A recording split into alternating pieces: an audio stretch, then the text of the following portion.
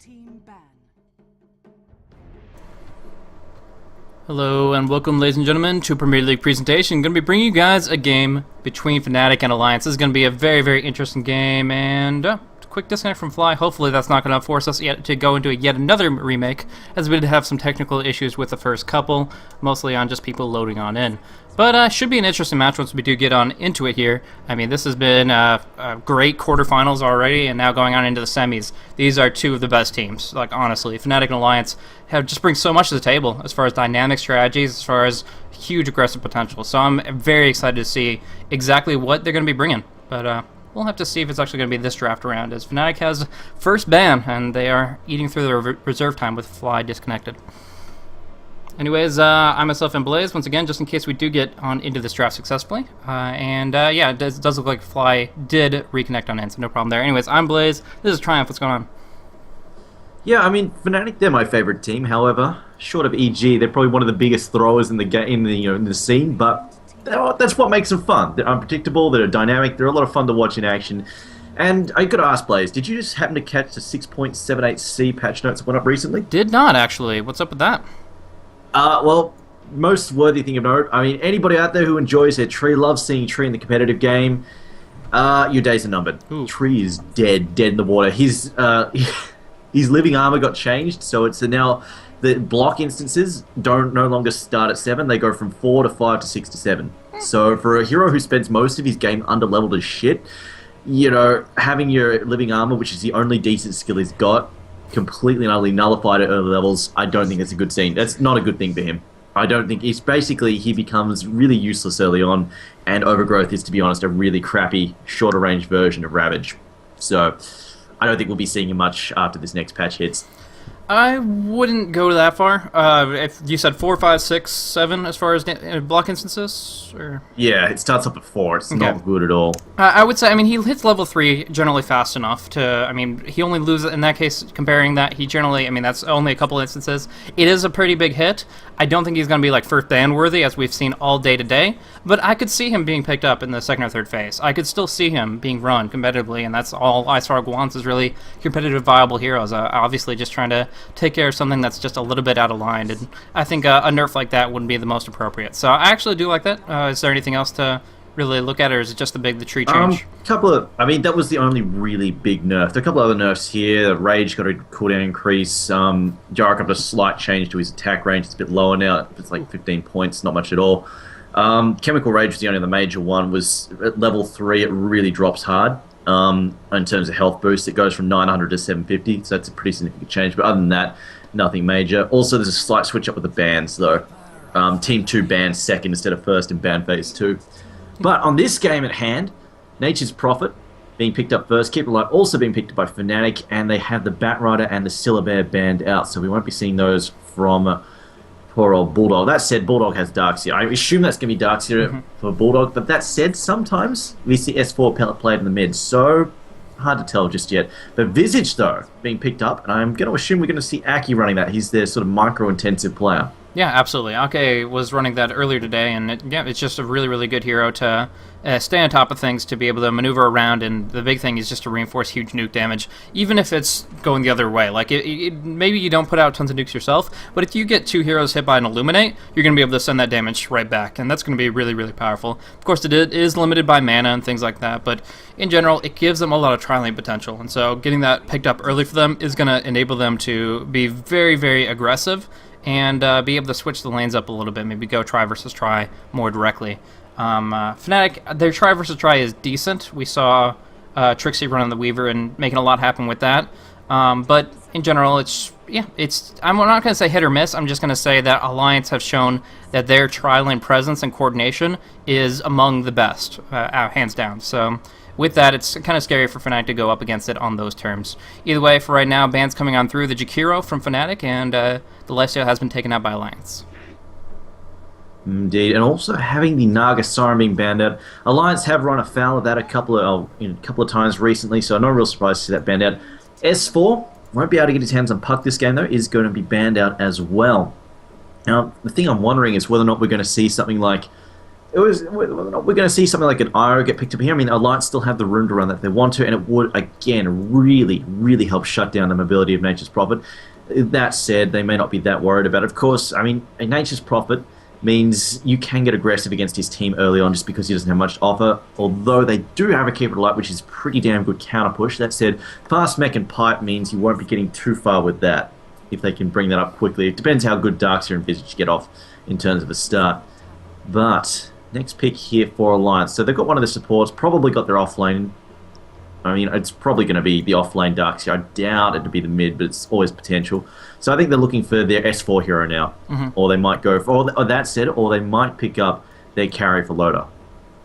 Yeah, I mean, starting things off strong. They know that the Loda's going to be able to find farm based on what the Visage is going to be able to provide in a defensive support. So from there, it's just really who do they want to give that farm? Do they want to go for like a Spectre and go for a ton of Desolate right-click damage? Or do they want to go for Alchemist and just farm away a lot of money, and then when he is moving up in items and has that huge advantage, then just sock it to them real quick with some Lothar's action? But no, I mean, there's a lot of different ways you can go about it. And at this stage, all you know is that there's a lot of counter push, there's a lot of push. But for right now, they're going to go with the Spectre, and as long as they get a turtling support to follow through, any kind of counter push will do. I think they're actually going to be in really great shape to set Spectre up successfully for the mid to late. I mean, I like the Spectre pick. It's also, again, really good against the Nature's Prophet. Just the counter push is nice. And the fact that if you go into a big fight, you can go in, go and scout the fight, do some damage, and then we'll basically haunt out and take out Nature's Prophet and shut him down and kill him. So there is always that. Or that said, and the other thing, of course, I mean, the fact is she can push her own lane, farm her own lane, and then if you force a fight, she can be there at any point in time. So I really like that.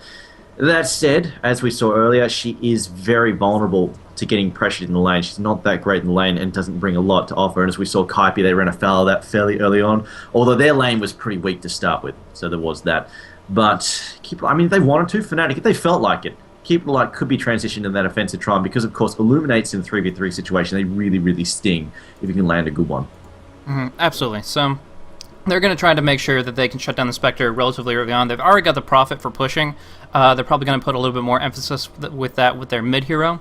I haven't seen actually like Queen of Pain and heroes like that really picked up as actively. We've seen the Puck, but now it's banned out. So I'm really curious to see what Fnatic wants to run for Hani on the mid, because at this state it's just like they have so many different ways to make things work. But for right now, they're just going to go ahead and solidify their supportive mindset here. So Rubik is a great hero to go up against like heroes like Visage and Darkseer, so you can steal the familiars especially and micro them appropriately. It's just such an amazing ability to steal. Along with that, of course, Vacuum and the Wall of Replica are common pickoffs for him. But in general, it's just the setup. The Rubik will telekinesis to make sure that Keeper Light gets an extra couple seconds to charge up that Illuminate and deal as much damage as possible. Because, as you said, it can be very devastating to set up the Illuminates, and that's going to be how they can actually win that matchup there, whether it's try versus try or even just a 3 versus 1, trying to find kills early. For what it's worth, I think Alliance are going to be going on the bottom lane. Fnatic, they have great defensive supports, but if they do pick up a very aggressive hero, they might be able to go in on the offensive try. And we've got the Clockwork picked up last. You know, this is interesting. I mean, this could go either way. This could be S4 on Clockwork, or it could be Bulldog on Clockwork. So I'm not real sure here. Depends on whether or not who picks it up. That'll obviously dictate who's mid, who's in the off lane. So we'll see what they've got there. But I mean, yeah, I do agree. More than likely, we'll see the defensive try lane out of Alliance. They'll just go for that safe lane there. No real reason to run in an aggressive lane unless they're trying to dodge the offensive try lane for Fnatic. But I mean, that'll just cause a rotate anyway. It is gonna be pretty nasty though. I mean, depending what they go for. Oh, whoa, wait a minute. Okay. Just looking at that then, this could actually be something like a solo mid Rubik. Okay, it could be. Possibly. Yeah, that's... Yeah, I mean, if we think back to the international last year from a G completely dominated games with a solo mid Rubik, and it just comes down to the fact he gets the really early mobility. That said, he doesn't have the insane spells to steal here, so right now he doesn't really have the awesome targets. I mean, sure, you can steal a Soul Assumption or a Hook Shot, but all of these spells that they have, they need other stuff to work really well. There's nothing like, you don't just steal Ravage, you don't just steal Sonic Wave, you don't just steal Song of the Siren. None of these spells work well by themselves. Yeah, Yeah, definitely. I think it's okay if they want to run the Rubik on the mid. Of course, he doesn't control runes as well, but it's not the end of the world one way or another. Also, if he gets cogged in, he can always throw the clockwork out so that he's not in personal jeopardy. Beyond that, what I think they really want to emphasize is just push, push, push before Spectre gets big, gets dangerous, gets her second core item per se. So with that, they have the Illuminate and the Fade Bolt to clear out the creep waves. They have the Trance to tank up the tower along with Chen's neutral creeps, and pretty much they'll wait until they're at a certain level. Maybe they're level 2, maybe level 4. It really depends on their timing, but they're going to go for hard push. They're going to grab a Basilius and knock down on towers really, really quickly. Oh, wait a minute. Bring up the chat. Sorry that? That's not meant to be Chen, apparently. Okay. Wait. Wait. I'm not dead sure what's going on here. Okay, so it's Alchemist. Yeah, I was going to say that Chen pick did not make a lot of sense, because suddenly, like, they don't have an off-lane really unless they throw Nature's Prophet down there, but then that's... I mean, that'd go like garbage against Spectre Visage and whatever else they throw down there. Okay. So that means that they were trying to pick up Alchemist instead of Chen, and so they banned the Alchemist? Oh, okay, well, that would make sense, I guess. Yeah, I guess so. Okay, yeah, so that would make a lot more sense. Kunkka mid, Rubik, Keeper of the Light, and Alchemist either in the tri-lane, and then Nature Prophet will go on his solo lane there. So that'll be interesting, and Visage tanking is going to be the combo to support up the Spectre in the tri-lane on bottom. So, there we go. We're going to see that come into play in just a little bit here. It looks like there is going to be a remake required. We're going to go into an all-pick phase. And hopefully we can finally get this game underway. So that'll be pretty interesting to see. Going on into that just a minute, guys. Thanks for tuning in.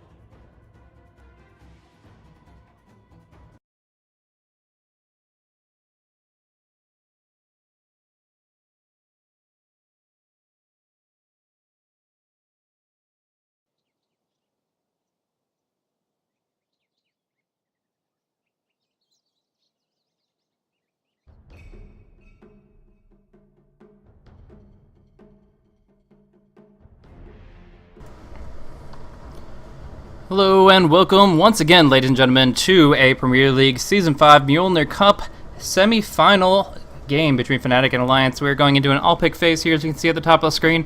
They're selecting their heroes here. This has been multiple remakes to try to get this underway, and a little small issue with the selection of Fly. Switched out some heroes. Now we have it as they intend it to be, and they're going to be seeing this matchup here. So, interesting match, interesting draft. I'm curious to see how well Spectre will do in the early game stages and if she'll be able to get as farmed as she intends to be, and then how prevalent Alchemist will be when he inevitably rushes up the Shadow Blade. So it'll be pretty interesting to start things off. Thank you guys so much for tuning on in. Sorry for the delays with, of course, we had remakes for load issues, now we have remakes for draft issues, but at the end of this all phase, we are finally underway with some amazing Dota. Going to be Alliance versus Fnatic, starting things off here. Yeah, I don't think we called the final picks there for Alliance, by the way. The last pick being the Sand King. That's an interesting choice there with the Sand King. I mean, this is a hero that we don't see that often in competitive play, but he's definitely a crazy good... he's a really big powerhouse. And that said, it finally brings like that really, really big spell, like, for Rubik to steal, and if anything, even if he can't get that epicenter, obviously getting his hands on the epicenter is actually pretty difficult due to timing. But Burrow Strike is a really good stun once it's leveled up. It is a killer of a stun. So I mean, that's if he can get his hands on that Burrow Strike and telekinesis, suddenly he becomes such a huge threat initiation wise if he has a blink. can take so many heroes out of the fight so quickly. Yeah, 100%. So we're going to see him starting off in the laning phase in a defensive try. I think it'll work for him because Visage's Grave Chill will be enough to set up Burrow Strikes. So they will be making sure that the Nature Prophet cannot go down bottom. Trixie can try, but most likely he's just going to go to jungle immediately, as he does have quite a bit of regen already in store. Either way, whatever the Prophet decides to do, there's going to be a lot of active stacking and pulling to try to get Sand King some early levels and find that Blink Dagger early on enough. So we have seen sometimes Visage is given a lot of farm priority to go for like maybe an early Aghanim's. In this case, I think that's going to shift over to the Sand King and focus on him getting that Blink up and available. Yeah, definitely. I mean, Sand King with and without Blink is just night and day difference, so they definitely want to get him farmed ASAP. That said, interesting decision here. It looks like they are actually going to go into a defensive try. I mean, I really thought that they were going to go for the offensive try to try and shut down Spectre super hard. But that said, I think they're just set on timings here, just because Era is going to get a lot of farm. If they just get him the early farm, about the 25-minute mark, he's going to be ready to cause some serious pain, and I think Fnatic will then just look to try and cause a load of pressure and just take towers left, right, and center and siege the base. And hopefully for them, that will come before Sand King gets a Blink Dagger, because otherwise, actually, speaking of which, Fly, though, probably about to get picked up here in a second, as he's taking a lot of damage there, and he will be the first blood. They're also No-Tail in some serious trouble as well. Bulldog coming up here, and they've gone, actually, I think they just rotated up here as well. It looks like No-Tail's getting picked up very easily. But they just said, you know what? Let's just leave Loader alone. No need to really stack on the trouble down there, and I think this is the right thing to do. They need to put pressure on Era for sure. But it looks like they're not going to stay there. They're actually going to roam, and I don't mind this too much. I mean, they can go down and put some pressure on mid too. Smoke up, gank mid. But yeah, I mean, if Sand King gets the early Blink Dagger, that is a huge problem for them, because they can't siege into the base and against a tier 3 that well, if there's always a threat of a Blink epicenter. And now Hanny Blaze in some trouble. Yeah, so he's going to be flanked up on the high ground here. There's very, very little that can be done for him if they can get in range for the Grave Chill Burrow, but luckily he goes to the high ground safely enough to make sure that he's going to be A-okay. Meanwhile, down on bottom, Trixie, Loda 1v1 it up, but a Pogman shield will give Loda a little bit of an advantage there. Meanwhile, leaving Admiral Bulldog to going to go for a solo off lane there in that position there. Now, real quick, I'm going to keep the camera rolling, but if you want to provide commentary, I'm going to make sure that there's not an issue with my computer, but it's going to blow up in like 2 seconds. So, yeah, just keep on going with that. Alright, sounds like fun. Alright then, so right now, last hits for Loda. Loda's doing, it's going to be really easy for him. Actually, Trixie in a bad position here, about to get caught out. There's a Burrow Strike, also got the Spectral Dagger, also getting thrown in on top of him, but not going to follow up, just harassing there, as it looks like EGM actually going to take a lot of damage from that. In fact, EGM getting hammered pretty hard by that auto attack there. Doesn't have enough mana for a secondary Burrow Strike. Is going to have to back off here for a little bit. Does have a clarity though. He can pop that in a second and come around for round 2. If Trixie gets hit again, I think he'll be in some serious trouble there. In fact, EGM, he's getting ready for it. We'll have it very shortly. Needs about 5 more mana. Here we go. They can open up with the Spectral Dagger to slow him down. No, decides not to gun for it. Aki is here as well though, and Trixie decides to get the hell back. Meanwhile though, top lane, No-Tail, it's going to pressure up Bulldog, and right now I think if anything's going to let Fnatic down, it's the rotation of their support. Their supports are not rotating, and that could harm them in the long run. Although that said, Bulldog getting telekinesis here, getting thrown back, because here comes the stun, no channel yet, here comes the Illuminate. This is probably a free kill here. There we go, we'll get picked up. Fly going to take that instead of Era, just the auto attacks, how they worked out, but still, the support rotation is not really working out though. And meanwhile, Handy Man moding up, going to go toe-to-toe with S4, will go down. Battery Assault is too strong. In fact, that is a level 2 Battery Assault as well. Cogged him in there and cleaned him up.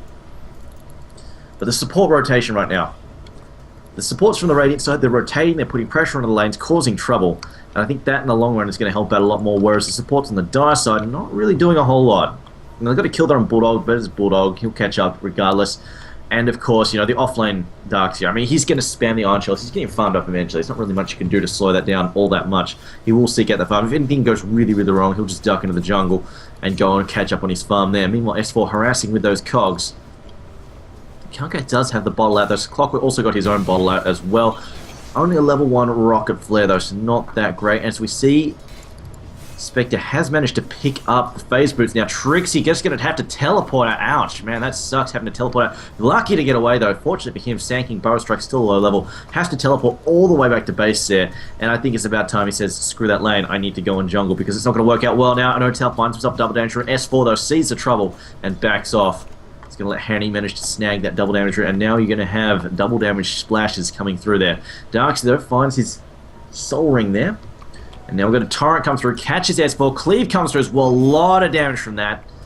But it's just going to be harassed ultimately, they're not going to be able to pick up a kill. Meanwhile, Bulldog may be getting too far ahead again. He's cautious, he's a little bit worried. Doesn't realize Rubik's coming from behind. The Surge is full. Uh-oh, this isn't good. This is bad. Bulldog's in a world of trouble here as Era now charging up his stun. There we go, tosses it out. Illuminate not even really needed. They're trying to give him the last hit. There we go, he takes it.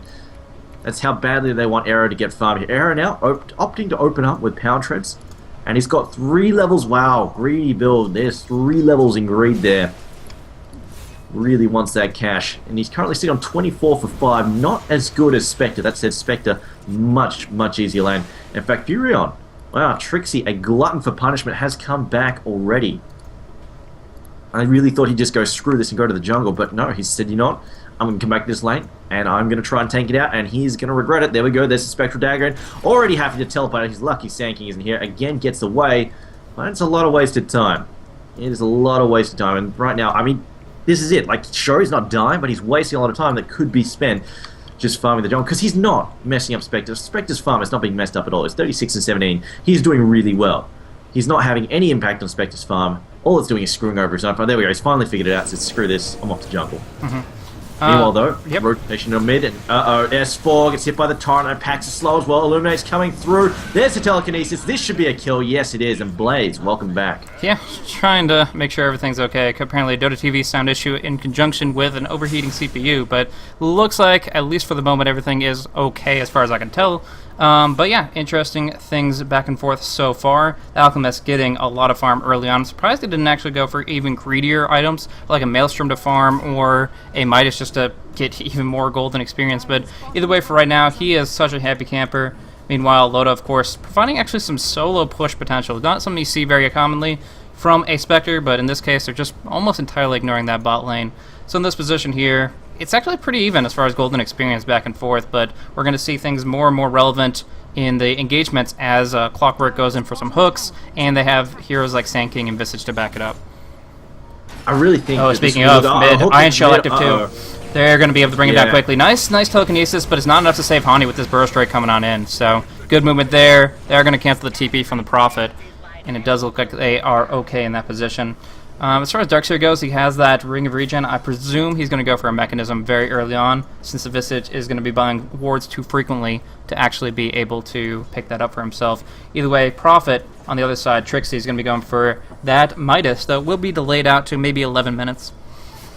I think they would have been in such a better position if Fnatic realized, you know, there's no way Trixie can farm that bottom lane. There's no way at all he's going to farm that. Just put him in the jungle from the get-go. As soon as they realize, you know, the support's going to be rotating down all the time, just put him in the jungle and says, you know, get your Midas.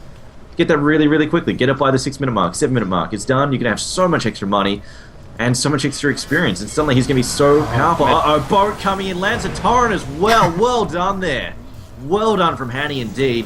Lands the kill that they need. And that's a no X. Like, he doesn't have X marks the spot at all, and he's just landing these torrents left and right. I mean, obviously, Clockwork kind of setting himself up for it when he cogs him in mano a mano, but Hani just actually playing an unaided Kunga extremely effectively. Yeah, I mean, it's like if you can land the torrents and you don't need the X, well, why bother skilling it?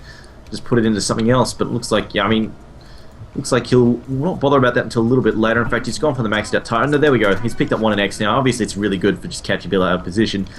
But as it is, Torrent level 2, maxed out the Tidebringer. Just got the harass there as well. I've got to say, Alchemist, what is he going to go for first? He's got 2.2k in the bank. He's saving up. He's not. Looks like he's not going to. He's not. I mean, you mentioned earlier, could have gone for the could have gone for the Midas. I mean, that would have been ridiculously greedy. Would have got a ton of money. And to be honest, I think he could have even justified. Although that said, we'll come back to that hook in the mid, catches illusions. But I mean, I think he could have justified that because you're up against a Spectre. I mean, you've got time. If you want to go full greed, you can. It's definitely possible. But that's it. I think they're still shooting for their initial plan of that mid-game push, where they try and take advantage of the late-game Spectre not being farmed up enough to stop them. That said, I'm worried because Sand King has sort of been doing... he's sort of been, you know, been getting time to farm, hasn't really been under any pressure. If he wants to, he can just buckle down and start pulling a lot in the jungle. They can give him that farm if he wants to, even get some levels of Caustic Finale just to help him farm that jungle, because right now there's not a lot of pressure from Fnatic.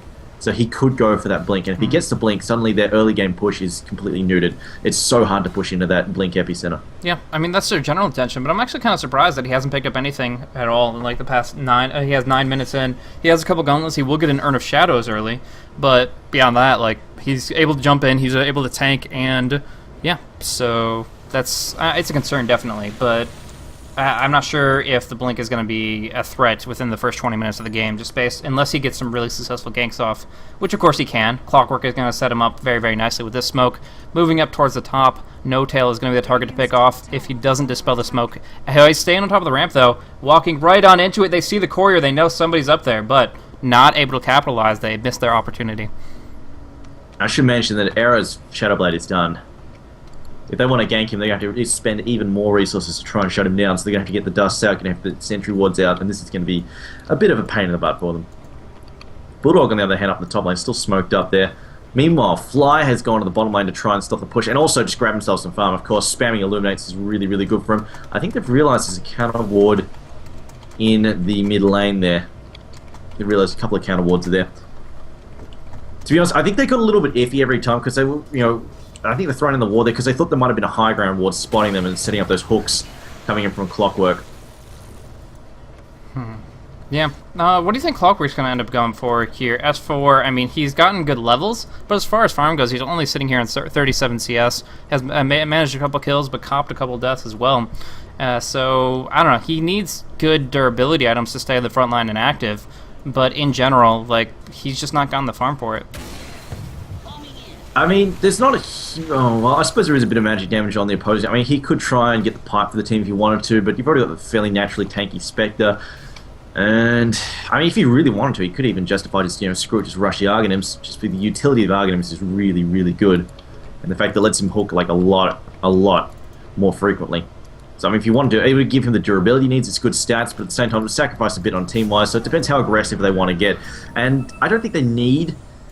I honestly don't think they need to rush the pipe that badly. They've got good, counter initiation there from Sand King as well as the Clockwork. I think they can get the stun stuck in from that as well. And obviously, Spectre, if she ults into the fight late, she can avoid most of the damage anyway. So I think if he wanted to, he could buy something aggressive instead. It looks like, and I mean, Drum's already done too. I should mention Loda bought his a while ago, and there we go, Furion. That's like a Midas, like 5 minutes later than he needed, than he had to get it. I really disagree with their choice of continually throwing him into the bottom lane. Yeah, but he will be able to make something of it. It's just going to kind of take its time. Right now he's only 7, and they haven't knocked down a tier 1 with their push potential of it. So really, he hasn't really made his mark on the map, unfortunately. Of course, he will be able to farm very quickly. He will be able to do things here. Actually, we do see on bottom lane, Loda is going to get locked down hard by them. Some Concoction Epicenter charging up. He will go for a Burrow Strike to do a lot of damage here. S4 jumping on in, Bow going across here. Era going to be able to finish off Ake. Burst 1-for-1. In between those two here, Loda trying to finish off No Tail with a buyback. Haunt Reality just needs to get in, and with these drums active and the phase boots about to come forward, they will get an ultra kill on Loda. Oh my gosh, that buyback couldn't have been more perfect. They just turned that around beautifully. That Epicenter dropped everybody so low, and they just made a perfect engagement. I mean, yes, they took some losses, but my goodness, did they get so much farm on Loda in a matter of seconds. They're going to take the tier 1 too. Yeah, it's like nothing even happened to Loda. He's already costed like 500 gold to buy back. Plus, losing about 250, so 750 loss there. But then you rack up 4 kills. Whoops, there's a profit. And on top of that, he gets all the experience from that. He's up to level 11 now at 13 minutes in. Ouch. I mean, look, right now, he's the highest level in the game. He's ahead of their solo mid. That's how much experience he just got out of that fight. That's absolutely nuts. And one fell swoop. I mean, Fnatic, I can't even really blame them for that fight. That just happened to work out so perfectly for them. Yeah, it wasn't bad. I mean, they jumped in and they got the great stun from the Alchemist, and they got a boat going across on just about everyone. It seemed like it would be what they needed, actually. A boat going across in the mid lane. They are going to be able to get a kill on Sand King, but here comes S4 jumping on in, and with some soul assumption damage, they will be able to bring down No Tail. So, double damage on Clockwork. He jumps in, gets a good hook off, and they're able to trade it support for support. Only with a little bit of stun action going on from Air to Ake. They do go for the Torrent, though, and a little bit of right-click cleave. Ake dropping down to low HP. But yeah, that fight on bottom, it felt like they engaged that pretty effectively, but just the timing, the movement, I gotta say, EGM, that Epicenter Burrow Strike couldn't have been more perfect in positioning. They needed that to be right where it was. They got it, and then that's Desolate Haunt at work. Spectre max Desolate, and somebody made a mention that that's similar to each illusion having a Sacred Relic worth of damage bonus, but it's actually even better than that. It's pure damage, not just physical. So it just shreds through low HP targets, and that's exactly what Sand King set up, along with a little bit of help from Admiral Bulldog's Darkseer. Yeah, I mean, to be honest, they did the right thing too. They target fired Spectre. She got taken out. It was the buyback that got him back into it, and obviously his mobility. But I think the biggest thing there is their counter initiation. They had it. They had it in spades. It was S4 with a hook, set things up with a cog, and then suddenly EGM's all over them with the Burrow Strike Epicenter. Just the counter initiation was fantastic from Alliance there. So, I mean, either way, both teams playing well, just Alliance had the better swing in there. And just the swing is not to be underrated at all. Like, the Spectre was 0 kills and jumped up to 4 kills. Jumped up to a GPM of 472 up against a maxed Grievel's Greed Alchemist. She's only 15 GPM behind. Like, he's got a Shadow Blade, but she's got her Yasha moving in toward... Yasha and Drum and Phase moving in towards her Diffusal. Like, just a great position for Spectre to be in at only 15.5 minutes into the game. Something I'm a little bit... Whoa, Hook, where are we going here? Uh-oh. Error caught out. Could Shadow... Oh, no, there's a... Actually, no, never mind. There's a Sentry Ward down right next to him. There's no escape room at all. Yeah. Looks like a good pick off there. And I've got to say, actually, I think he got caught out. Did he get caught out by a Rocket Flare, or was it a Ward? No, the Ward can't see them, so it must have been a Rocket Flare that caught him out. Or actually, it could have been the birds as well. I think it was actually possibly the birds that saw him. One way or another, he is dead for another 20 seconds. They're going to put pressure on this Tier 1. Fortification on cooldown, that's a guaranteed tower. And now Fnatic just have to kind of regroup and figure out what they're doing. Yes, Trixie will be able to use his Midas, continue to try to get an advantage from the jungle, but without this Tier 1, that means that now Alliance can breach into this more effectively, and we're going to see more hooks coming on through. Now, Clockwork does need a little bit more mana to get going, but this rune will provide him that. So he's willing to go for a fight here, and Trixie might be in jeopardy. Could be indeed. It looks like they are going to try and charge in the mid there and put some pressure on that. And I think Alliance, they want the mid Tier 1. Although, actually, Trixie, he's been scattered. Clockwork, no, oh boy.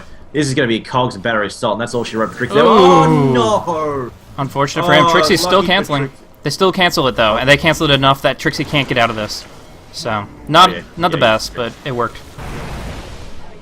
Yeah, it worked out. I mean, obviously, it wasn't a perfect combo, but now the mid needs to be careful. Arrow's going to stun himself. There we go.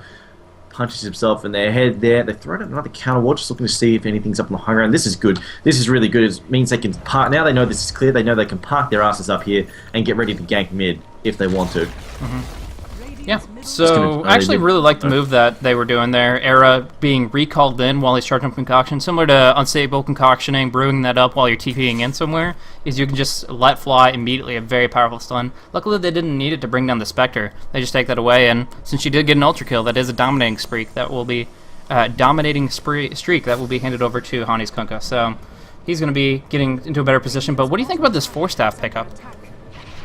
On which Kunkka, actually.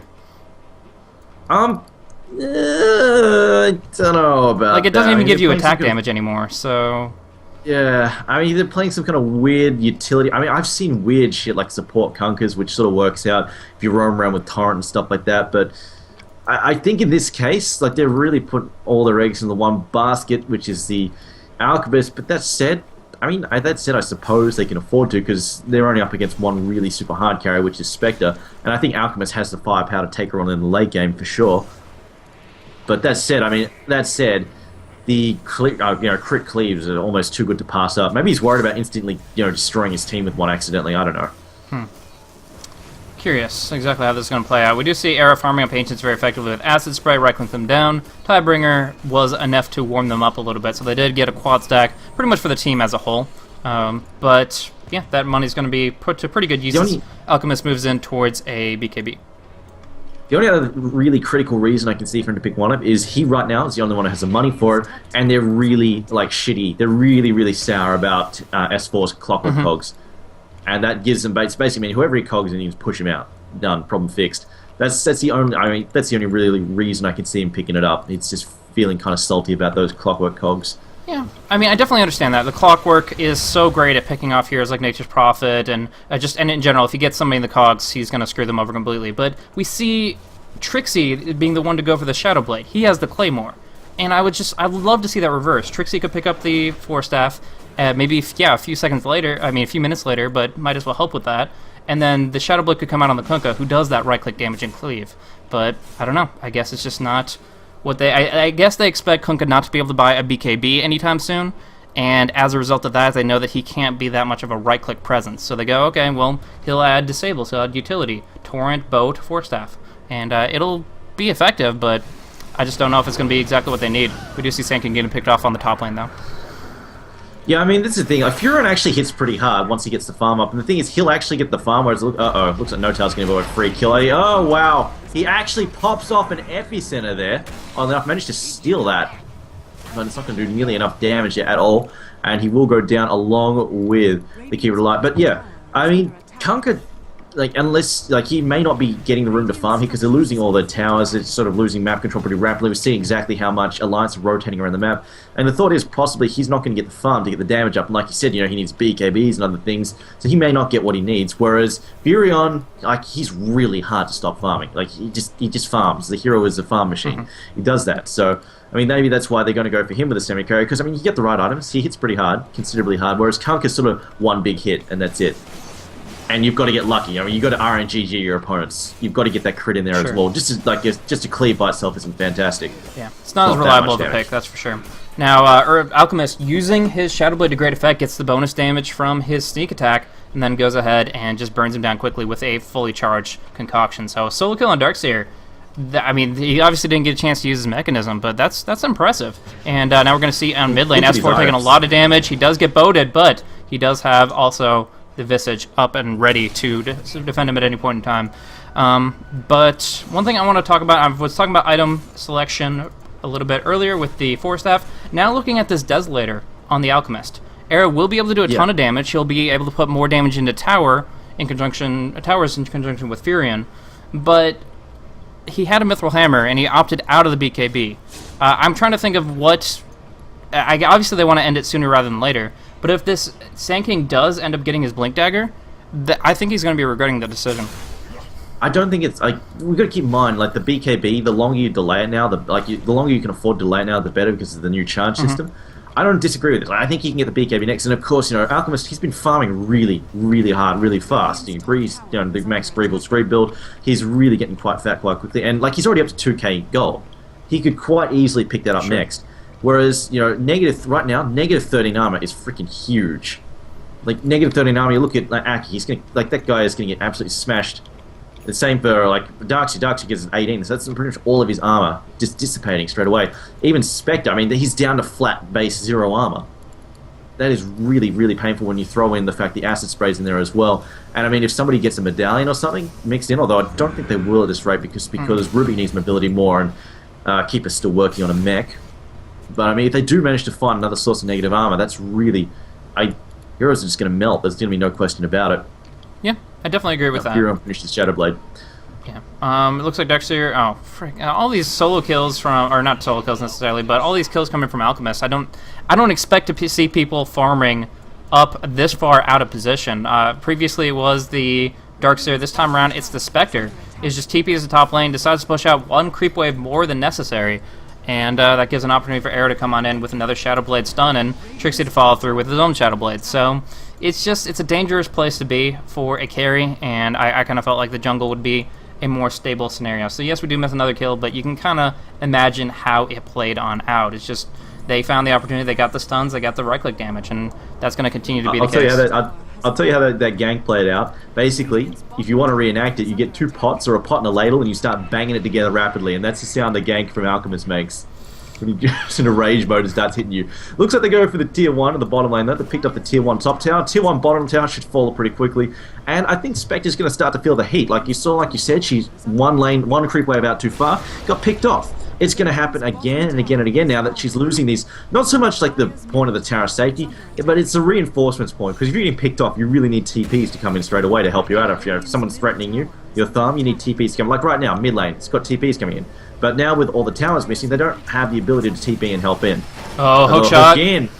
Yeah, they're going to try to go on here. Hani will be able to force himself out of the cogs, takes a little bit of damage. Oh my goodness, that Desolate right-click. Visage going to be able to pick up the kill, but they do get the X and the Torrent off onto Loda. Not going to be enough, though, as we do see coming across. Hani is going to be dropped down. Also heard a Burrow Strike, enabling him to bring down that Keeper Light.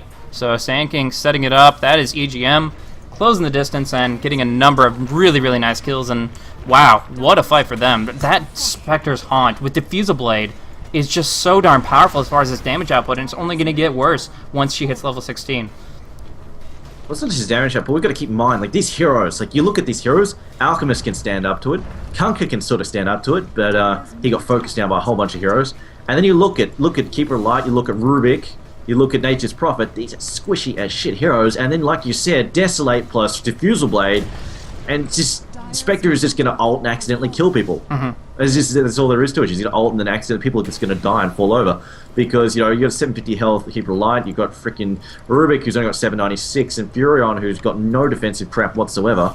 Yeah. It's all in, it's all in the Shadowblade and Midas. You know, if he doesn't manage to Shadowblade out of it, it's already burned, he's going to go down so quickly it's not funny.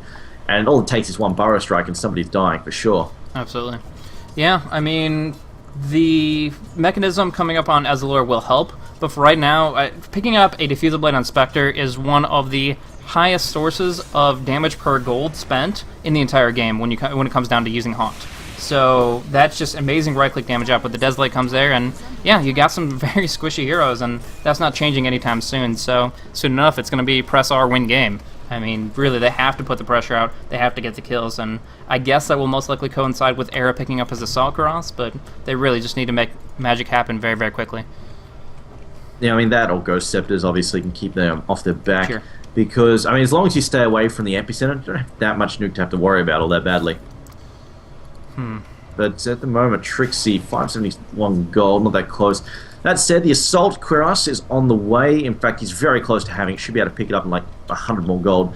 Very, very close indeed. And now when they get that, I mean, you're up to negative 18 armor. That is definitely going to be painful. Really, really going to sting. And I don't know if they're going to be able to... I mean, they're going to be able to handle it just based on the fact that they have much better team fight, like much better initiation. This is something Fnatic are lacking right now. If they don't land a good torrent and boat, it's really hard for them to engage. They have to land that torrent and boat because if they get initiated on, suddenly it's so hard for Kunkka to aim his spells. Like you're stuck in the middle of a fight, you can't get the boat off effectively. Torrent, you've got delays on it, you've got to actually get it down the right spot, people dodge it, all sorts of business. So I mean, that's going to be a problem for them. They can't initiate effectively. Oh, they can't even counterattack that effectively. It's all going to be on Alchemist. Like their biggest threat when it comes to a counterattack is Alchemist. As we see, the Assault Cuirass is done, and then a Mantis Style also finished up there on Spectre. Yeah, I mean, it's a win for Alchemist to be able to finish up that AC, but the fact that the Mantis Style is already finished on Spectre, some great base stats, some free illusions, which will also benefit from the Diffusal. I mean, it's just, in this position here, Spectre, all she needs to do is pick up some raw HP. Maybe go for Diffusal too, and then definitely go for something like a Heart, and it's going to be just such a scary hero. And we do see Scythe of Ice coming out as well for Darkseer. So in this position, I almost feel like Fnatic has waited too long. Yes, they do have a lot of core heroes. They have the Prophet, who's been Midasing it up and is moving in towards the Scythe of his own. But with Kunkka playing utility, and Alchemist only 3,000 net worth ahead of the Spectre, I really feel like Alliance has to make a huge, huge swing in their favor in the next, let's say, 5 minutes, or Alliance is going to have this game in the bag. I mean, honestly, I don't even feel it's a Kunkka, like the utility Kunkka's problem. It's just the fact that they can't team fight. And that Spectre has gotten to a point where she ults and they lose 2 heroes and suddenly it's a 3v5 and they don't... Once those 2 heroes down, they lose a whole bunch of their CC, they lose their utility in the form of Rubik, they lose the mech, all these items that they really need to fight. As it looks like they are actually just going to pick up a quick Roshan there, as we do have the Medallion of Courage on Aki, helping speed things along there. I mean, you go into a 3v5 and you're up against Sand King, who's Burrow striking the crap out of you. You got the freaking bird stuns there from Visage, Vacuum, Surge, all these annoying spells. Just don't let you get to, basically don't allow you to get to grips. And like you mentioned, like I thought Alchemist would go for the BKB right after the Desolate. It looks like he's gone for the Assault Grass. And yeah, he really needs that BKB badly now, or because like he's pretty much got to carry these fights on his back. Yeah, absolutely. I mean, when the Epicenter Burrow Strike can take out half his HP, and there's nothing he can do about it. You can get all the armor in the world, but you're going to be on the defensive as soon as the fight breaks out, and that's not really how you want it to be when you're the primary damage dealer. We did see a really cool snipe from Trixie, kind of one of his signature moves to see where Courier is going and being able to jump in, just as Prophet will do. But, yeah, not sure if it's really going to add up to too much tiers on the end of Alliance, as they pretty much have all their core items set up and they can always return to base for what they need. Diffusal 2 has been picked up by Spectre as well as the Aegis Immortal, and can go ahead and farm up a buyback or some raw durability. Either way, in this position here, there's not a lot that Loda has to fear. No, he's pretty much in a really good spot here, and it looks like that he's just... Oh, there we go. He's actually picking up a gem for his team. Interesting. I mean, he's probably... excuse me. He is the best option to carry, actually. The fact... I mean, obviously Clockwork has more health, but the fact is he's got dispersion, and the fact he's not going to be plowing headfirst enemy team, hopefully, probably makes him a better candidate for it. And also means he's a lot... I mean, this also means he can push out further as well without getting instantly jumped by error, is the other thing as well. And he has a chance. I mean, he in fact even has a chance to haunt and then just reality do a different target away from that. But now Burrow Strike, blink. There we go. Set out the fight. Trixie follows up. They're even going to throw in a good dust there. Although Trixie actually getting chased off here, tries to save himself. Not going to happen though. Gets picked off by the illusion, and Loda gets yet another parry. I mean, look at that. He accidentally gets a kill in there just from his ult. Yeah, that's how damn good it is. Really, really strong, and yeah, he's just pretty much can do whatever he wants. He could even go for more damage. Like, he could go for a butterfly, and yes, you won't be able to dodge out cleaves, but in general, he has enough strength, he has enough durability, he has the dispersion. He's pretty confident about his position here, so this is just going to get much, much worse for Fnatic. They're going to try to hold the line, hold this last outer... Well, they have two tier 2s remaining, but this one dropping very, very quickly just from the continuous pressure from the Darkseer, and... yeah, the big thing is Spectre can continue to farm wherever she wants and always just come into the fight with a simple ultimate, which will be back off cooldown in just 1 minute. Level 2 Diffusal 2, that's really, really getting pretty gnarly for them to deal with. That said though, Alliance still getting ready to push in. They're not quite ready to go balls to the wall, take the tier 3. They're just going to finish cleaning up the tier 2s at the moment, looking for the bottom one right now. And, well, I think Fnatic, they're feeling the heat here. Just going to bring up the gold chart. That said, it's pretty even, gold-wise. Only 1,000 difference. The more telling tale is the experience difference is well over 5,000, probably close to 6,000, 7,000 there. The Torrent gets tossed out, but nothing major. It's just going to harass him a little bit, nothing really going to come with that. Meanwhile, Loda split pushing the mid lane and a counter push from Furion on the top lane there. Yeah. As far as that gold grab goes, yes, they do have it relatively close. They're only behind by 1,000, but that's not where you want to be at when you have a Midas Furion and you have a Alchemist who had free farm at the beginning. That's such an advantage that you have to have that gold. It's like having a bounty hunter in your team and team fighting. You have to have that gold advantage if you're going to be able to actually come out on top. And the fact that they're almost been equaled really, really means that Alliance they have the items to compete. Indeed, it looks like they're going to take the tier 2 bottom tower fairly easily. He had a bit of skulking about there from Hanny, but he decided not to commit, and nobody wanted to try and jump him. He does have his Shadow Blade now, so obviously it's a little bit harder to pin down and kill. And there we go. Clockwork did indeed go for that Arcanum Scepter right after his 4-staff, in fact. So just pick that up now, and that's going to give him so much extra utility. In fact, he can spam a lot harder and just go for it. If he sees an easy potential kill, he can just take it. Just jump for it and see if he can get it. If not, no big deal. But the counter push there from Keeper Light might be enough to hold on for another few minutes. But meanwhile, bottom lane being counter pushed there by Trixie fairly dangerously. And that's the kind of thing it's really scary from doing. I mean, as soon as those guys disappeared from mid, he backed off, worried about getting ganked. He should be concerned, right? Here, even though he has the Shadow Blade, he's not really... There's not really any issue as far as locking down goes. They have the Gemless Spectre. Even the illusions will provide the vision they need, and all they need to do is connect with a single hook shot, and that is one dead Furion. Luckily getting out in this time frame, but he's just trying to buy time for an opening. The Aegis about to be reclaimed. It only has one more full minute on it, and then that is going to be them actually having a sliver of a chance to take the team fight. Yeah, obviously with the Aegis up, pretty much impossible to finish things off. Should also mention that Nature's Prophet is about 700 gold away or less from his sheep stick there, so once he picks it up, that'll help out quite a bit. But we'll see. The bigger problem, I think, is the fact that still they just don't really have an answer to Sand King's initiation, Sand King and Clockwork's initiation. They just haven't. See, ever since those early sort of fights, Hanny just hasn't really had the opportunity to land big boats and big torrents. Just because partially because I don't have the map vision, and the fact they're losing vision everywhere thanks to the counter warding going on. Spectre running around with a gem, and the dire supports not really being able to get up their defensive wards all that well. So looks like we're going to lose the top tier 2 tower as well. So tier 2 is all taken down. There are no outer tier towers remaining. We actually see S4 going for a solo pickoff, and looks like Spectre wants to try to make it happen. Haunting in, goes to Diffusal, and should be able to bring down Hani. His last wish is a quick little torrent on the Spectre, but jumping on into the base, they get the pickoff on the Rubik, who was on such low HP from the Haunt alone. The Rubik died to a hook shot and a full duration Haunt. Like, that's just... How can you stand against that when your supports are so low in HP? Yeah, I mean, there's nothing you can do about it. Absolutely. I mean, it's one of those, it's one of the Spectre's one of those heroes. If you're a career support player, it's just a hero that you just smash your face to the desk. Like, well, what can I do about that? Speaking of which, S4 with another hook fly gets picked up fairly short order, double damage and battery assault, pretty much all she wrote. Glyph gets popped for Fnatic, but I think this is pretty much the end of the line here. They got their core hero, like they've got one of their core heroes down for the next 10 seconds. Gonna lose this tower without a doubt. EGM needs to be a little bit careful. They're taking a lot of damage to that Wrath, but they're gonna top the tower and likely gonna take a Rax as well. Though she's gonna decide not to gun for it, decide to back up. Their Era now pops the BKB, but there's a counter initiation. Oh, Blink Epicenter somehow doesn't get Trixie. I don't know how he's still stealth. Never mind. Hookshot. S4 all over the show with these hookshots, completely destroying them. Boat comes through. Torrent as well. They will pick off a kill and return. And the tower will be denied as well. Stuns his own illusion to make sure it doesn't beat him up. And oddly enough, I mean, I thought that Rax was going to go, but they pull out. They pull out indeed. And Spectre, meanwhile, decides not to fight, just goes back to the bottom lane and continue farming. I think actually Furion might have been counter-pushing that, forced to port back. Yeah. Oh, he finds a regen rune. Cool.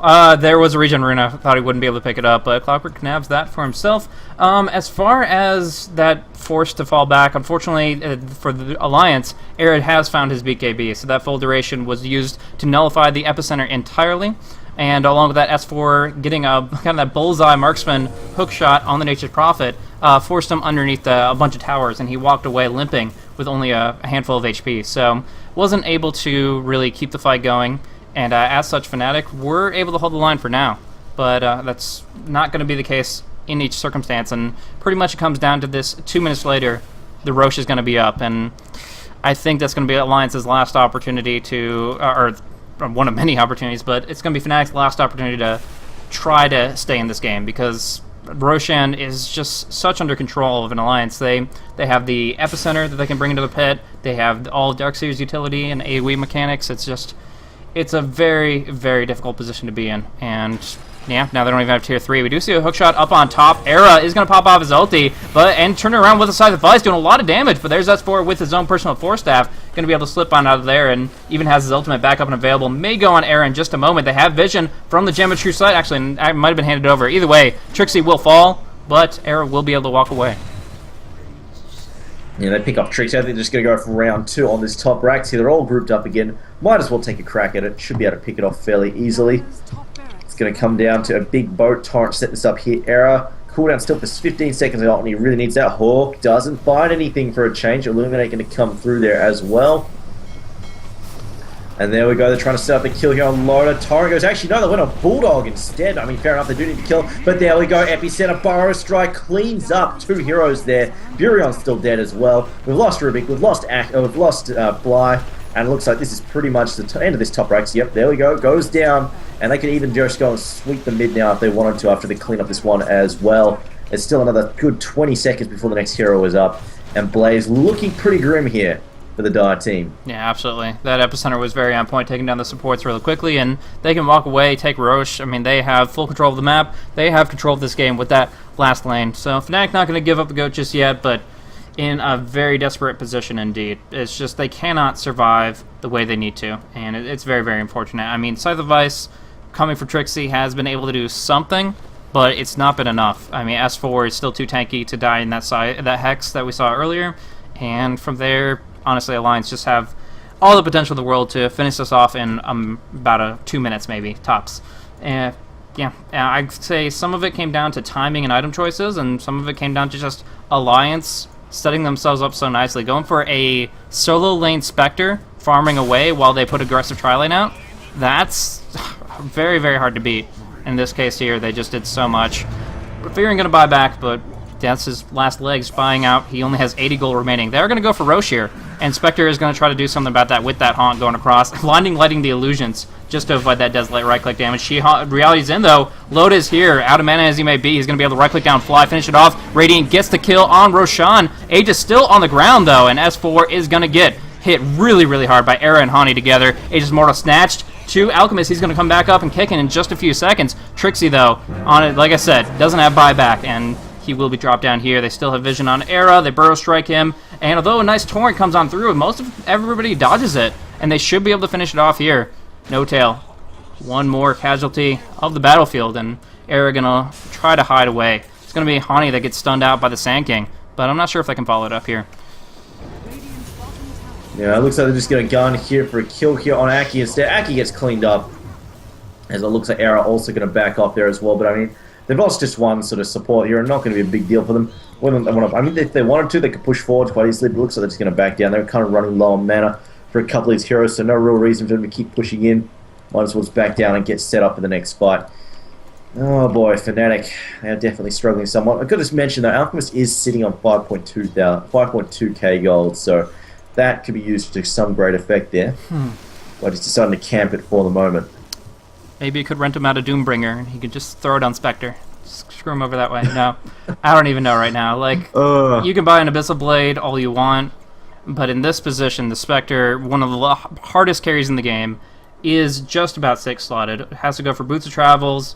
Technically could upgrade the drum, but you buy a Butterfly on her, and she is just unstoppable. So right now, level 21, as far as just net worth goes, she is 21.3k. She's sitting, as far as levels go, even with Alchemist at level 21. And Alchemist is a great carry, don't get me wrong, but he's about to cap out, and Spectre has even more potential to go on forward. So 41 minutes, only 2 lanes up for Fnatic, so they're going to get less and less farm, and they're spreading it thin. I mean, with Hani going for right-click now with the Crystallis and Shadowblade, and Trixie just trying to probably get enough money for buyback.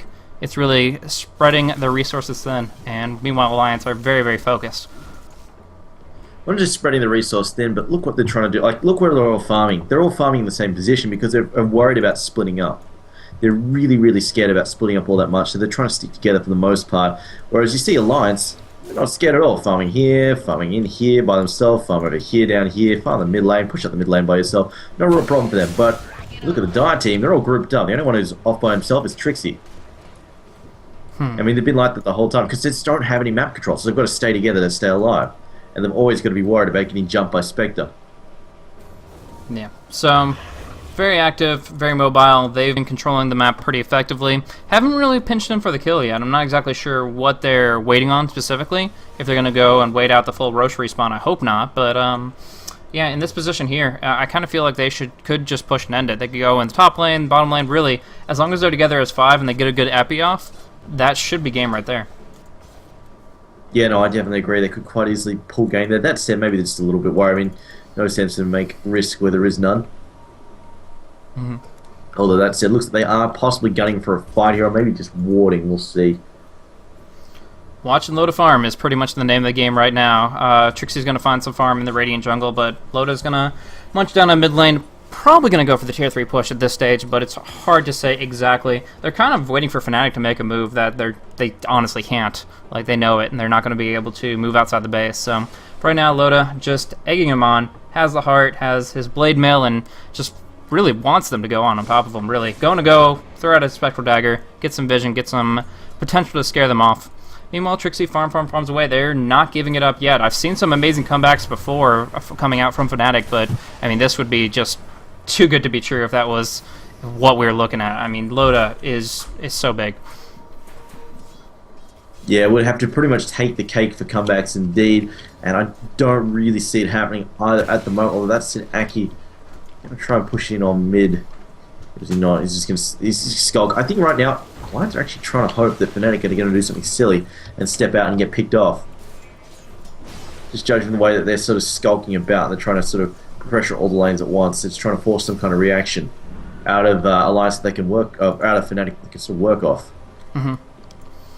So, pushing at all angles, not much to do but farm. Era, however, not going to be going for that Abyssal, maybe because the Secret Shop is inaccessible, and maybe because of the fact that he just desperately needs to cling to that buyback.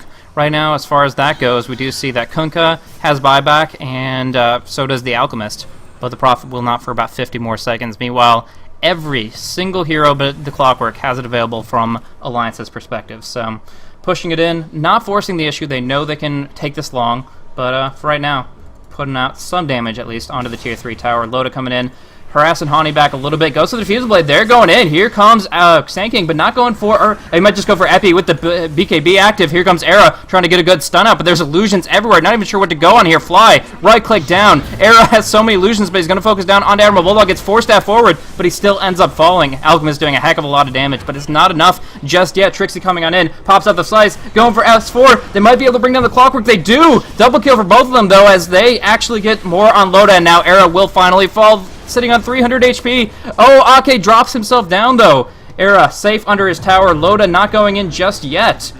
He's hiding out. He's shadow blading up. He's going to head back to heal on through.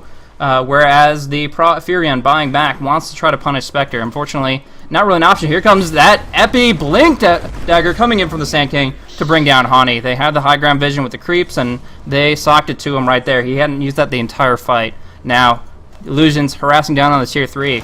Not a clean win by any stretch, but with the amount of buybacks put out by that Prophet, it's more and more difficult for Fnatic to hold on.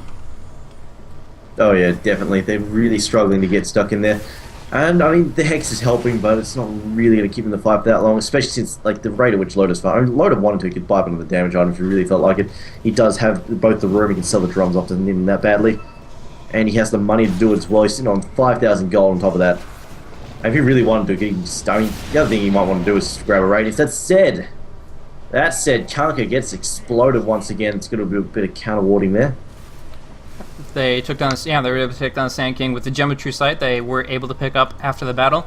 When the dust settled, they did get that in their hands, so that's something to them. But I'm not sure. Really, in this position here, Clockwork's just going to buy yet another one, and he has the durability to actually make it work. With his current level of 21 and an agi gain of 2.3, as well as the plate mail, he's currently sitting at 21 armor. So being able to survive through so much and having an HP pool of 2,300, he really could shrug off most that's forthcoming. I mean, obviously not so much as the Spectre, but the fact is he can stay active, he can jump in there, and he will provide the vision they need to put some core heroes in the grave, specifically Era, specifically Trixie, who have been actually pretty difficult to bring down in the previous fights. Yeah, it has been pretty difficult to knock off. If anything is going to help him out, it's a gem that Rubik's carrying around, get some map control back, and try to open up some options for them to farm. Because right now, again, they're still sticking together, just trying to deal with this push constantly coming towards their base. It looks like Trixie is actually going to try and push the top lane. So, in this position here, we're going to be seeing Era just farming away with his asset spread, actually going for a butterfly, trying to evade, trying to get the attack, well, much needed attack speed, because he does have 1.0 base attack time, and AC plus butterfly will make it so those cleavers just chop away faster than anything you can see. But on top of that, he does get evasion to survive through some of the right click of the Spectre. Now we do see S4 in a bad position here. Won't be able to force staff himself out until after the Hex expires, but there's that concoction to lock him in place, and that's another gem in the hands of Fnatic. Now Alliance cannot necessarily control the map the way they would intend to. They're going to have to buy back on S4, TPing to the mid-tier 2. We're going to see an Epicenter come in, but too far away from the fight. No, that vacuum is perfect from the Darkseer. Pulls them on in. There's that Fable. There's all the damage they need to finish it off in just a moment, but Era still in the front line, swinging away. He does get dropped down in the end, immediately buying back. No Tail trying to hide out, and actually might dodge out EGM just from line of sight by the trees. They actually get EGM out of here. Really slick, or actually not EGM, they have No Tail out of there. Really, really slick move from No Tail. But they've lost so much. The Furion is down for the count. The Keeper Light with him. And now the last stand to try to hold the mid.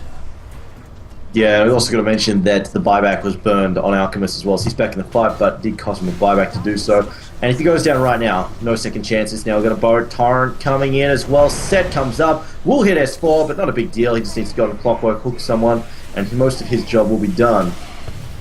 He's going to trade hook, so trade shots there. Going to try and hook in a second or not. They are going to hook in though. Going to hit, or rather jump in there with a stun. They're going to hit Era now going to charge in as well. Throws out his cocktail.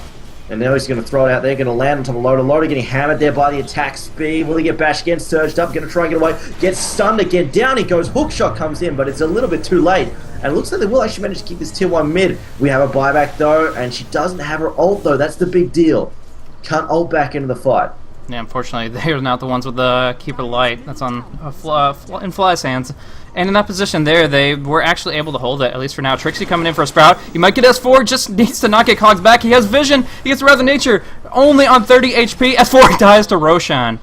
He doesn't have buyback, but I think he was actually trying to ult over to the creeps in the mid lane, and instead he hookshotted Roche, popped the Lincolns on it, and got smacked on down. So unfortunate for him. We'll see a vacuum interrupting Trixie's TP though, and that's another effective kill on the Nature's Prophet. So just keeps it stacking up, and now that Roche is up and available, they should be able to get the cheese and the Aegis the Immortal, which, as I've been saying, would secure them the end of the game. But so far, Fnatic has been actually putting up their dukes left and right to keep this up. They do have to actually, however, deny their tier 4 tower, as they know that they're going to have to go out to fight Roche, and the creeps will bring it down in their absence. Closely is, can Era get a good snatch in here? They don't have any protection up as they throw down the blind light to push him back. There we go, 4 stars down as well. Gonna go for the stun here. Pops the BK, throws the stun, gonna catch Bulldog. They've already lost Aki though. Not Aki, they've already lost, sorry. I think it was Fly that they managed to take it out, but yeah, he's gonna get cleaned up very easily. Era also has some serious trouble. Will go down as well. Aki still firing out the shots there. He's going to get a soul assumption there on Hanny. Hanny also going to go down as well. I think they've got a gem up on one of these heroes, spawning him up. As it looks like, again, this nuke comes in. Still negative armor all over him. We'll back up. And the Bird's continuing to hammer Roshan as well. Yeah, so they're going to be able to get Roche here. Loda will drop down. Yeah, he did get rid of his blade mail. He has the Aegis in full, and they're actually leaving the cheese in the pit until Ake turns it back around to pick it up for himself. Aghanims up. He does have 3 birds to throw down, and those are actually pretty instrumental. Like the stuns that came out on the mid lane team fight hit on Alchemist right when he was about to throw his concoction. He ended up stunning himself because he got stunned by the stone form. So that's a huge amount of time to be taken out of the fight. Now we do see coming on in, there's going to be a pick off onto No Tail in just a moment. A few right clicks, he tries to force out. He will survive, mech'd up, but they've exhausted most of their cooldowns and now are in a pretty rough patch. S4 sent back into the Torrent, and he's going to take some hits here, but the racks are being focused. Loda with his Manta popped, brings down the range racks, going for bot, going for the tier 3 tower down here to finish it and end this game. They know they have a matter of seconds before Alchemist is coming back on up, 25, and he has no buyback. They're focusing down the towers, taking advantage of the fact that Fnatic cannot engage on this, and I'm assuming that has something to do with their inevitable GG. I can't read whatever he's spouting off there, but either way, here comes the last racks, and that's going to be it. I think he's trying to say something in Swedish there, or one of the local. I mean, I'm pretty sure Danish is also in Finland, all that. They have fairly similar language there. But anyway, No Tail getting caught up by a hook. Oh, Cogs is lost. No escape for him at all. I think he's pretty much over. Mega creeps are up and running. So yep, that's pretty much GG now. It's all over by the shouting right now. It looks like Fnatic are just gonna try and fight this out as Alliance to look for a few extra kills here and there for fun. So there we go. Cleaning it on up. The Mega Creeps have fallen. Alliance going to take this game away versus Fnatic, meaning that they're going to be going on to the Grand Finals, whereas Fnatic are going to be going later on into the 3rd and 4th decider. So they will be still having a shot at some points, but not as much as they would prefer. Either way, we'll be seeing who each team is going to be faced up against when we go on into that 3rd and 4th decider, which will be in just a handful of minutes here. So awesome game to see Alliance taking it to 53 minutes with a Spectre, setting it up. Loda 30,000 net worth. Oh my goodness! But there you go. Dear God. But yeah, I mean, Fnatic, their game plan was solid. It just, oh man, things really had a spanner thrown in the works when, well, basically Loda got an ultra kill in the bottom lane. Yeah, that was. What could he do? Certainly changed the pace of things very quickly. It put the time bomb in the other direction, where Alchemist was like, okay, well, if they don't stop Alchemist, he's going to get a ton of Grievel's Greed, and he's going to get like 2 or 3 huge items and just deliver the hurt. that was what Alliance had to be worried about. But once that team fight broke out and the dust settled, and with a simple, very, very cheap and cost-effective buyback, Spectre was able to get an Ultra. Suddenly, Fnatic were the ones who were very, very uncertain about how the game would go forward, and that was it. Loda carrying it on up. Good movement from Admiral Bulldog and EGM, combining the Vacuum with Sand King's combination of very powerful AoE abilities, and in the end, they take it away. Alliance move on forward. They'll go into first and second, decide of the grand final later on tonight. But the next matchup that we're going to be looking at is right here, Quantic versus Mouse Sports. So should be an interesting match to see in just a few minutes. Thank you guys so much for tuning on in to the Premier League Season 5 Mjolnir Cup. That is it for Alliance versus Fnatic. Any other thoughts, Triumph? No, that's it. Good game, well played, and see both teams a little bit later.